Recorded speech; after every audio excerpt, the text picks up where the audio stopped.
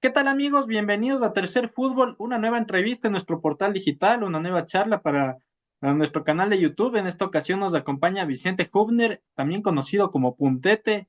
Él es un escritor, periodista chileno que acaba de escribir un libro sobre el centenario de Colo-Colo, sobre los 100 años del cacique, un libro que tiene más de 800 páginas. Ya nos va a contar por qué tantas páginas, porque supuestamente, supongo que es porque la historia de Colo-Colo es tan rica que abarca tantas páginas y ya nos lo va a ir detallando. Vicente, bienvenido a Tercer Fútbol. Hola Martín, muchísimas gracias por la invitación. Feliz de estar conversando con ustedes sobre el centenario de Colo Colo y sobre este gran libro que ha tenido muy buena recepción acá en Chile. Sí, justamente leía que es uno de los libros actualmente de los más vendidos en Chile. Me parece que estaba en primer, segundo lugar. Felicitarte por eso y aprovechando aquello, comentarte, ¿de dónde surge esa pasión por el fútbol, esa afición por Colo-Colo? Mira, yo desde muy chico que voy al estadio, como gran parte de las personas que nos gusta el fútbol, me llevó mi papá, mi hermano. Y desde ahí que empecé a ser fanático del fútbol y yo el 2017 abrí un blog en Facebook, una fanpage llamada Puntete, que con el paso del tiempo se convirtió en mi seudónimo, y ahí empecé a escribir de fútbol. Y el 2018 publiqué mi primer libro que tiene que ver con relatos y anécdotas y cuentos de fútbol. El 2019 publiqué el segundo, que es lo mismo, pero centrado en las selecciones chilenas, femenina y masculina. Y ya el 2021 publiqué un libro sobre los 30 años que se cumplieron desde que Colo-Colo ganó la Copa Libertadores el año 91. Lo cual acá en Chile es un tremendo hito porque es el único equipo y la única vez que un equipo chileno ha ganado la Copa Libertadores. Y desde ahí ya la investigación por Colo-Colo fue tan interesante y ya veía que se venía el centenario hace 4 años que hablé con mi editor y le dije, tenemos que hacer un libro para los 100 años de Colo-Colo. Qué interesante, la verdad. Y la relación tuya, ya nos decías un poco que has publicado cuatro libros, todos futboleros, pero ¿de dónde surge esa pasión, en cambio, por las letras, por plasmar libros, contar el fútbol a través de libros? Mira, yo desde muy chico me gustó escribir. Siempre cuento esto, mi abuela me enseñó a leer y mi mamá me leía absolutamente todo lo que yo escribía. Y yo empecé a escribir por una razón muy simple. Los índices de lectura acá en Chile son muy bajos, en niños y en jóvenes son aún más bajos.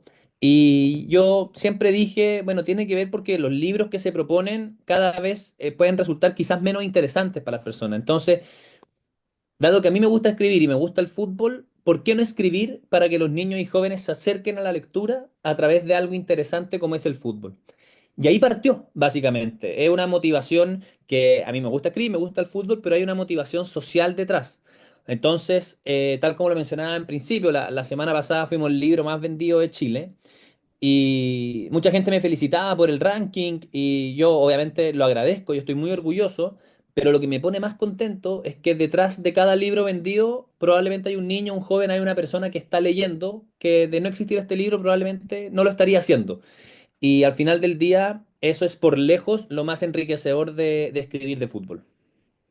Vamos de lleno a lo que es el libro que nos compete en esta ocasión, este libro que son los 100 años de gloria, la historia de Colo-Colo desde 1925.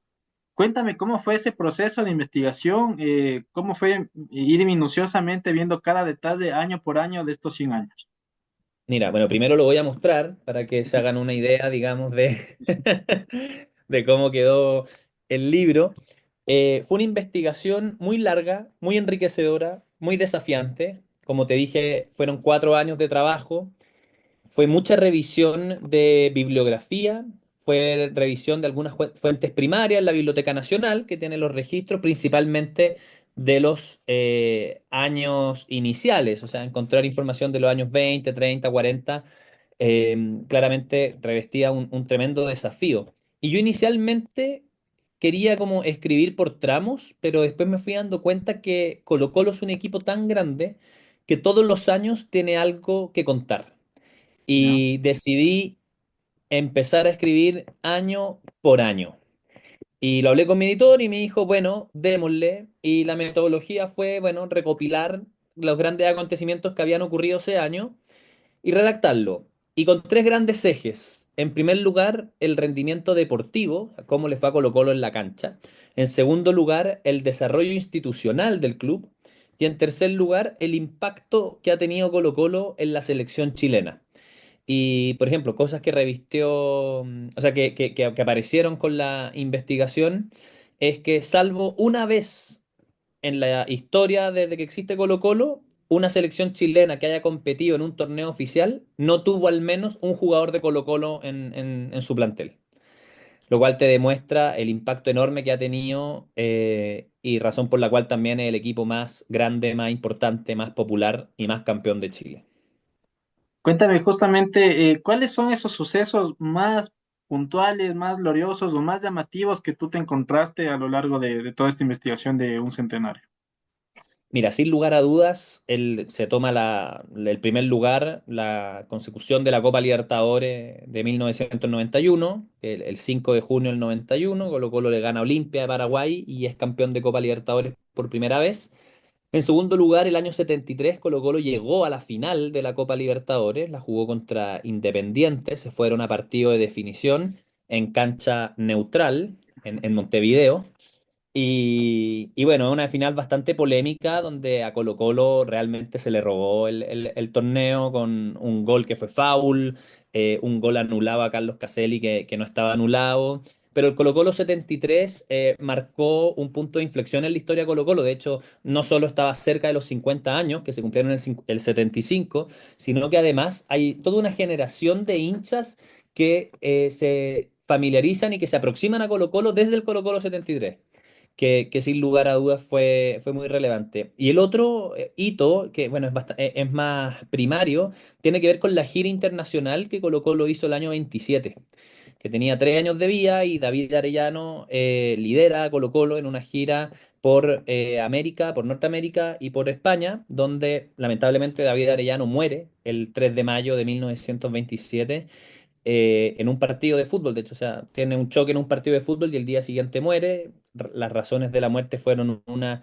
peritonitis traumática y eso generó en Chile un remesón bastante importante y a la vez le regaló un mártir a Colo-Colo y le regaló un mártir a todo el país y eso contribuyó de una u otra manera a que Colo-Colo se convirtiera en un verdadero símbolo social y también es una de las claves de su popularidad.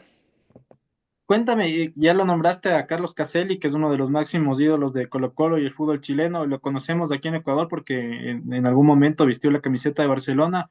Es autor del prólogo de tu libro. Cuéntame cómo es esa situación de que uno de los máximos ídolos tuvo la oportunidad de pronunciarse en tu libro. Mira, cuando hablamos quién nos puede escribir los prólogos, naturalmente dijimos tiene que haber un jugador. Y había bastante consenso en que Carlos era el ídolo máximo de Colo-Colo, al menos con vida, digamos. Hay mucha gente que lo posiciona en el mismo sitial que David Arellano, que Chamaco Valdés. El otro que también sonaba bastante era Marcelo Bartichotto, que de hecho Marcelo fue quien lanzó mi libro, una de las personas que me acompañó en el lanzamiento del libro. Pero la petición a Carlos era porque Carlos Caselli, bueno, fue un ídolo en la cancha, es un ídolo nacional, tuvo una trascendencia muy grande en la selección chilena, es un ídolo que trascendió las barreras de la cancha, o sea, tuvo un impacto social en una época bastante convulsionada en la historia de Chile. Y además Carlos une las generaciones. O sea, lo vieron jugar nuestros abuelos y lo comentaron nuestros padres y nosotros recibimos esa herencia y se lo seguimos mencionando a nuestros hijos. Ese es el nivel de trascendencia, razón por la cual dijimos Carlos tiene que estar en el prólogo y él con una generosidad tremenda accedió y ha recomendado el libro y bueno, es parte de la obra también. Justamente, preguntarte también, la Copa Libertadores es algo recurrente en la historia de Colo-Colo. Sucede algo similar acá en Ecuador con la Liga de Quito, de ser el único equipo campeón de aquel torneo. Eh, ¿Cuándo será la siguiente Copa Libertadores de Colo-Colo? ¿Cuándo tú observas, no en un ánimo de predestinar, sino de analizar los contextos de que Colo-Colo pueda obtener nuevamente un título internacional? Mira, es una pregunta compleja. Las estadísticas no están a su favor, considerando que la Libertadores surge el año 1960, o sea, hasta la fecha se han jugado 65 Copas Libertadores y Colo-Colo ha ganado una y ha llegado una vez más a la final. Entonces, es difícil de proyectar en términos estadísticos y en términos futbolísticos también, por una razón muy simple. Las diferencias con los equipos brasileros y con algunos equipos argentinos son cada vez más grandes, principalmente en términos de presupuesto y de cómo se arman los planteles. Y sé que suena como a excusa, digamos, porque efectivamente hay equipos considerados como menos poderosos que los clásicos que llegan a la final o a la semifinal de la Libertadores, que se han arrimado hacia esa instancia, pero son escasos, digamos. Eh, Colo-Colo, si es que quiere aspirar a volver a ganar la Libertadores, necesariamente tiene que hacer un trabajo de mediano y largo plazo que inicie en la formación de jugadores desde sus divisiones inferiores, que naturalmente tenga incrustaciones de jugadores con experiencia, jugadores extranjeros, pero los equipos chilenos han demostrado que cuando su cantera juega y se posiciona y se profesionaliza y defiende los colores, además de con talento, con pasión, logra buenos resultados. Solo ponerte, por ejemplo, el año 2002, cuando Colo-Colo se fue a la quiebra, el clausura el 2002, el torneo del segundo semestre, Colo-Colo fue campeón y casi todos los jugadores eran de la cantera y formados en casa. Justamente, y partiendo de eso, tú también escribiste un libro de aquel suceso de ganar la Copa Libertadores en 1991. ¿Qué tuvo Colo-Colo en aquella ocasión para poder lograr el título máximo a nivel continental? Mira, tuvo una ecuación que se da por única vez en la historia, yo creo. O sea, tenía un plantel de jugadores chilenos, cuatro extraordinarios jugadores argentinos, un entrenador croata y un auspiciador soviético. Era una combinación, sí, bastante difícil, pero lo que tuvo Colo-Colo efectivamente fue un proceso que inicia con Arturo Salá, que una vez que Arturo Salá asume la selección chilena, lo potencia Mirko Josic, y Mirko logró imprimirle desde la disciplina, desde el esfuerzo, desde valores que van un poco fuera de la cancha, un orden táctico y un nivel de juego a Colo-Colo que no solo lo hizo volar en Chile, o sea, fue campeón el 89, el 90, el 91 y el 93, sino que también logró superar las fases de la Copa Libertadores con mucho fútbol y con mucha jerarquía. Colo-Colo, hay mucha gente que le reclama que no ganó de visita, pero parte de la esencia de la Copa Libertadores es volverse fuerte de local y sacar resultados relativamente favorables de visita. Entonces, no sé, pues Colo-Colo le ganó 4-0 a Nacional de Montevideo en el Monumental. Le ganó a Boca Juniors en las semifinales. Le ganó 3-0 a Olimpia, que era el campeón defensor en la final. Entonces, ese es un torneo que Colo-Colo, bueno, confluyeron muchas cosas a su favor y que tuvo la jerarquía suficiente para imponerse fase por fase, llegar a la final y ganarla con una maestría y un nivel de fuerza, goleando al campeón que es realmente conmovedor cuando uno lo recuerda. Vicente, cuéntame, ¿cómo llega Colo-Colo a este centenario? ¿Cuál es el contexto actual de la institución? ¿Cómo se lo está dimensionando, sobrellevando a nivel de Chile estos 100 años?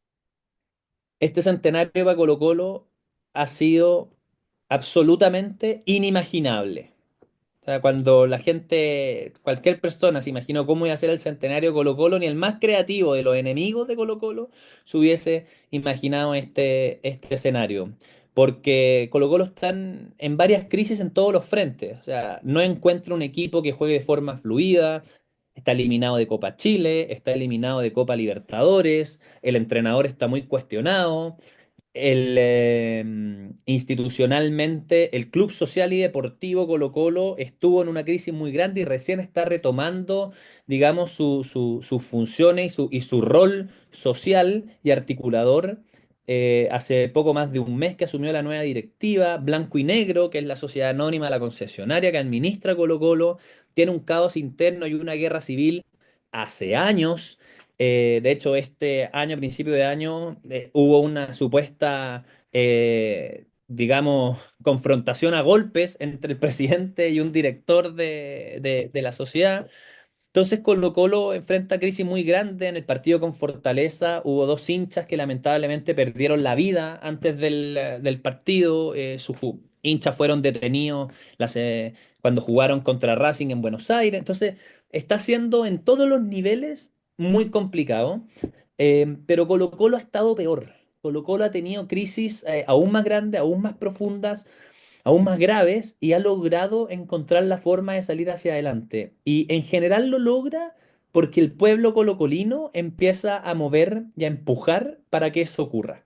O sea, ocurrió el 2002 en la quiebra, ocurrió el año 76 cuando fue intervenido por la dictadura, ocurrió el año 32 cuando las crisis que casi hacen desaparecer Colo-Colo, pero terminaron con el al final desencadenó en que se formó el profesionalismo y Colo-Colo fue parte de los equipos fundadores del profesionalismo. Yo siempre le digo a los hinchas de Colo-Colo, este es un momento bien complejo, pero quédense tranquilos que Colo-Colo ha estado peor, ya ha salido mucho mejor. Justamente con lo que nos acabas de responder, cuéntame qué significa o qué representa Colo-Colo transversalmente en la sociedad chilena. Mira, Colo-Colo muchas veces ha sido definido como un fenómeno social, como un objeto de deseo, y Colo-Colo yo lo defino como una familia de perfectos desconocidos. Cuando hay muchas personas con hinchas de Colo-Colo que no se conocen, pero todos son parte de una familiaridad y de una identidad común que yo creo que no sé si hay otro equipo en Chile y no debe haber muchos más equipos en el mundo que lo tengan. Y esto se genera porque la gran mayoría de los equipos, por no decir todos los equipos chilenos, surgen desde alguna casa matriz. Las universidades, la minería, las colonias extranjeras que se instalaron en Chile, los trabajadores ferroviarios, bueno, hay distintos. Y Colo-Colo surge de Magallanes, que dependía de la escuela normal de educación acá en Chile. Entonces los hinchas de Colo-Colo siempre han sido hinchas de Colo-Colo, como hay muchos que son hinchas de la Universidad de Chile, pero porque estudiaron en la Universidad de Chile. Entonces, ahí hay una clave de popularidad que es bien notable. Está obviamente la pasión que se hereda de generación en generación. Está todo el impacto, por así decirlo, sociocultural que genera Colo-Colo, los pósters rayados, los grafitis, las calcomanías que uno se encuentra, digamos, en la señalética, en los paraderos, en las micros, etcétera. Colo-Colo está presente en todas partes y la historia de Chile es difícil entenderla sin Colo-Colo. Entonces, efectivamente, como decís tú, tiene un impacto transversal, es un fenómeno social y tiene unas claves que confirman su popularidad, que lo ha mantenido durante 100 años como en la cúspide de la popularidad y que además ha sido complementada con el éxito deportivo al tener 34 títulos y ser con distancia el equipo más campeón de Chile. Justamente preguntarte también a qué se debe históricamente la gran popularidad de Colo-Colo. Mira, la gran popularidad, ya te mencioné antes algunas razones. Tiene que ver también con los viajes que hizo Colo-Colo. El año 25 se funda. Y el año 26 ya realiza una gira al sur de Chile y empieza a sembrar una semilla en los sectores populares, en las clases trabajadoras del país, que con el paso de los años fue germinando y fue germinando en base al éxito.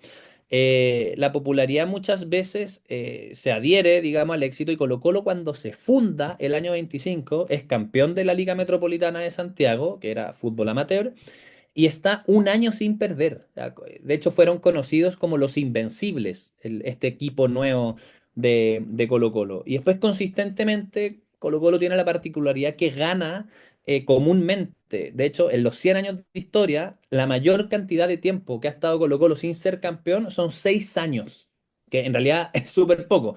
Es el único equipo que ha sido campeón en todas las décadas, de los 100 años que ha tenido. Entonces, el éxito también es una clave de la popularidad, sin lugar a dudas. Y un poco lo que te decía antes, Colo-Colo recibió un mandato para ir a vigorizar la clase trabajadora y la raza. Esto es un decreto supremo que un presidente de Chile, Ujú. Carlos Ibáñez del Campo, firmó para empujar a Colo-Colo, digamos, a recrear a la raza. Y, y eso sembró la semilla de la popularidad que, como te comenté antes, fue germinando con el paso del tiempo y que convirtió a Colo-Colo en el equipo más popular con mucha distancia con respecto al resto. Me acabas de contar qué representa Colo-Colo a nivel nacional e internamente en Chile. Ahora, ¿cómo tú lo observas en aquella representación a nivel continental fuera de Chile?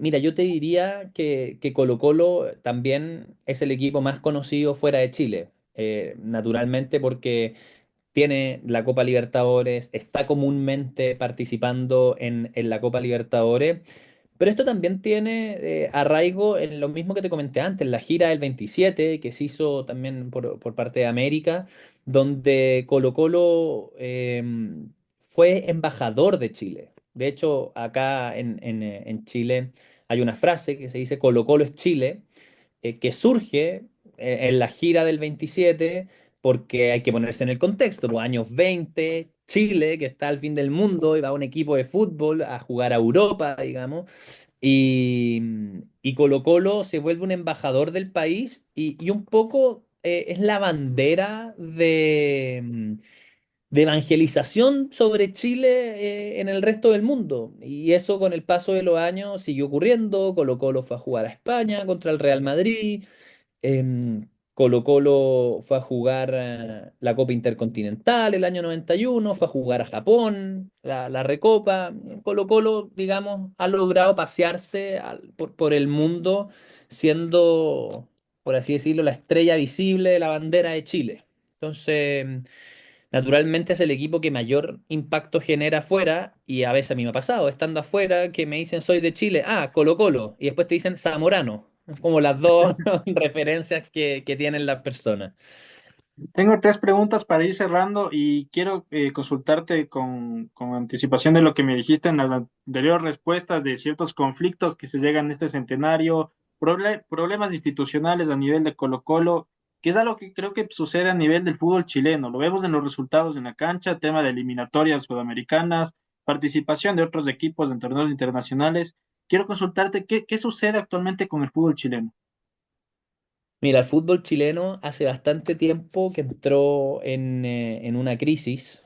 Yo creo que nosotros tuvimos una generación, que es la generación dorada, que nos hizo creer que todo estaba muy bien. Fuimos campeones de Copa América el 2015, el 2016.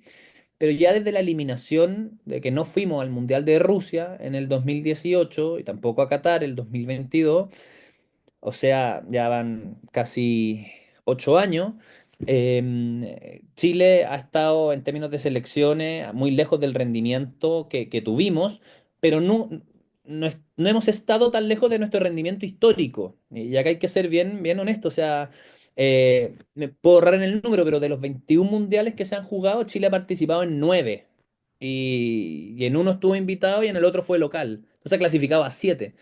Entonces tampoco es que seamos unos asiduos protagonistas del fútbol internacional, pero nuestra media es pelear entre el cuarto y el séptimo lugar.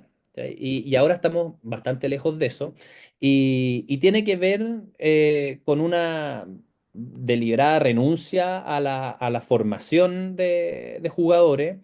Tiene que ver con una, por así decirlo, carrera desatada por parte de los representantes de querer hacer migrar a los jugadores que tienen una temporada buena en un equipo chileno y ya se lo quieren llevar a México, ya se lo quieren llevar a Argentina o Brasil o alguna liga que comúnmente es de segundo orden en Europa, no es de las cinco grandes, que es el caso, por ejemplo, de Darío Osorio, que es figura en Dinamarca, pero que en Chile no ha logrado consolidar ese nivel que muestra en su club. Y de acá hay problemas dirigenciales. El presidente de la Asociación Nacional de Fútbol Profesional, Pablo Milad, no ha dado el ancho, no ha obtenido los resultados, ha tenido problemas que van más allá de la cancha. Por ejemplo, Chile lo habían anunciado como parte de los organizadores del Mundial del 2030 y lo dejaron fuera y él ni se enteró. Y entonces son cosas que tú decís, chuta, ¿por qué pasa esto? Sí, después nos dieron la organización del Mundial Sub-20, que es este año, pero a todo el mundo le quedó el gusto como no lo ganamos, fue un premio consuelo. Entonces, en varios niveles, Chile está en crisis. Y otro, que lo menciono, que tiene que ver con, se ha vuelto peligroso ir al estadio. Lamentablemente, las barras bravas han embravecido su rol y hay verdaderos delincuentes que son barristas. Yo defiendo en general a las personas que son hinchas o que participan de una barra, pero nunca voy a defender un delincuente. Y hoy día hay inseguridad, hay amenaza a los jugadores, hay invasiones de cancha con frecuencia. Entonces eso también aleja a las personas del espectáculo y hace que el espectáculo sea peor. Y por último, que esto está en el mundo de la especulación, porque yo tampoco me aventuraría a dar una respuesta tan tajante, pero aparentemente hay una intervención y una influencia de las casas de apuesta que es mucho mayor de la que debería ser. Más allá de que son auspiciadores de los torneos, de equipos, etcétera, hay al parecer algunas cosas ahí que han mermado el rendimiento, pero yo la verdad prefiero solamente mencionar que existe esa especulación antes que meterme en detalle a desmenuzar esa realidad. Para ir finalizando, una penúltima pregunta. Has escrito ya varios libros futboleros. ¿Está en proyecto quizás alguno nuevo que estés planeándolo? Sí, estoy planeando algunos libros. Yo la verdad, bueno, tengo estos dos libros de relato, Colo-Colo 91, el de los 100 años de gloria. Tengo un libro de la Universidad Católica, que son los mejores o los partidos más emblemáticos que Católica ha jugado en la Copa Libertadores, como por ejemplo su partido debut contra Emelec el año 1962, donde Católica perdió 7-2 en Ecuador. Eh, tengo en el tintero publicar un libro a la Universidad de Chile, porque tal como te mencioné al principio, yo escribo para que los niños y jóvenes se acerquen a la lectura. Entonces, hay muchas personas de la Universidad de Chile que me han solicitado, me han dicho, oye, ¿cuándo vaya a escribir de la U? ¿Cuándo vaya a escribir de la U? Y ya tengo un par de ideas, digamos, para materializar ese anhelo de muchos hinchas y de alguna forma seguir contribuyendo a este objetivo social que yo siempre he perseguido al escribir de fútbol. Vicente, y la última. ¿Qué significa el fútbol en tu vida? El fútbol es una parte muy central de mi vida. Yo en el fútbol encontré un espacio de libertad, un espacio de recreación, un espacio de entretención, un espacio de fortalecimiento familiar. Hoy día tengo la suerte de tener dos hijos maravillosos a los cuales ya les estoy, digamos, enseñando de fútbol, explicándole las cosas. Entonces, es muy divertido porque mi hijo que tiene 2 años me dice, veamos fútbol.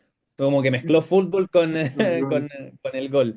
Así que es muy lindo y esta faceta de poder escribir de fútbol, de poder investigar y de poder acercarle en un lenguaje dinámico, entretenido, atrayente a las personas la historia del fútbol, ha sido sumamente enriquecedor y bueno, considero que tengo un talento y hay que ponerlo al servicio de la sociedad. Así que seguiremos trabajando en ello. Vicente Hubner en Tercer Fútbol. Muchas gracias, Vicente. Siempre bienvenido. Espero que no sea la última vez que charlemos. Ojalá la próxima sea de algún libro tuyo nuevamente que lo publiques y podamos irlo desmenuzando aquí en Tercer Fútbol. Buenísimo, muchas gracias Martín, muy buena la entrevista y un gran saludo a toda la gente de Ecuador, porque si no es Chile el equipo que gane la Copa Libertadores, bueno, que sea un equipo ecuatoriano. Que así sea. Muchas gracias, Vicente. Un gran abrazo. Muchas gracias.